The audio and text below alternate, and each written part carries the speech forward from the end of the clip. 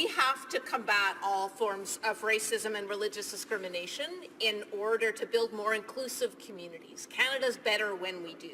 And fighting against these discriminations is a means to advance the interests of peace in society, the way to promote solidarity in our society and communities.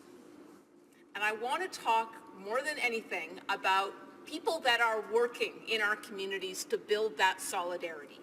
Against the backdrop of 150 years of race-based discrimination against Indigenous people, I had the great honor in my riding of Nanaimo Ladysmith of spending the first 4 days of 2017 with the Masters of Business Administration students from across the country. So Vancouver Island University hosted the MBA Games. 500 students from business schools across the whole country came together and challenged each other in all kinds of ways. But I'm so glad that the organizing committee of Vancouver Island's MBA Games chose Indigenous reconciliation as their theme. And in particular, they chose the Moosehide campaign, #Moosehide campaign, as their charitable cause. All week long, students from across the country made videos, sang songs about ending violence against women. They spoke about the imperative for Indigenous reconciliation, for true nation-to-nation relationship. And they raised $300,000 for the Moosehide campaign, a fantastic charity based on Vancouver Island, where I'm elected.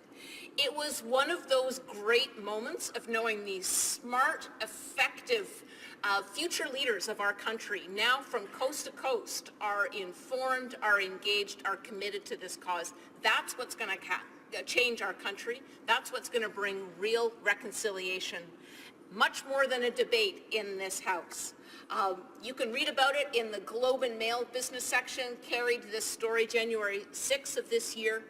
And I'll end with my thanks to the organizing committee of the MBA Games. When I talk now with Indigenous women's organizations, with the Native Women's Association of Canada, frontline people that are doing hard work and have been pulling hard for an end to the tragedy of murdered and missing Indigenous women for 10 or 12 or 15 years, for some families for decades. When I tell them that the MBA students from across the country are pulling in the same direction and are doing their work of education, of fundraising, that they're all pulling in the same direction, even if they aren't exactly side by side, I just see the visible relief. We all feel the relief of knowing we've got this future group of leaders that are cultivating real solutions.